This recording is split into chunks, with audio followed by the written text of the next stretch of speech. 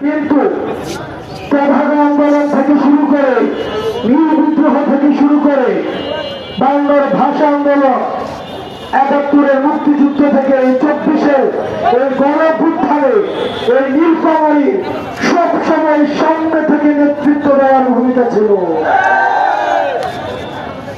বিপরীত দিকে এই নীলফামারীর মানুষ সবসময় বঞ্চিত।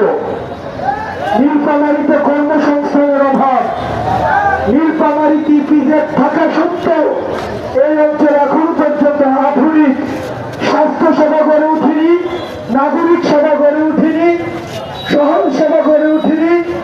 এখানে মানুষ চিকিৎসা সেবা থেকে বঞ্চিত, কর্মসংস্থান থেকে বঞ্চিত, নাগরিক সুবিধা থেকে বঞ্চিত।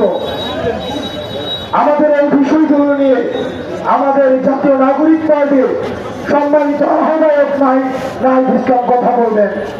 আমরা শুধুমাত্র আপনাদেরকে বলতে চাই, আমরা আপনাদের দোয়ার জন্য এসেছি, আমরা আপনাদের সমর্থনের জন্য এসেছি। আমরা চাই আপনারা আমাদের পাশে থেকে আমাদের হাতকে শক্তিশালী করবেন। আপনারা যদি আমাদের পাশে থাকেন, আমরা বলতে পারি দুনিয়ার কোন জালেম আমাদেরকে রাস্তা থেকে উঠাতে পারবে না। দুনিয়ার কোন জালেম নমরুদকে যদি একসাথে হয় তাহলে একটা হাসিনার সমান হবে না।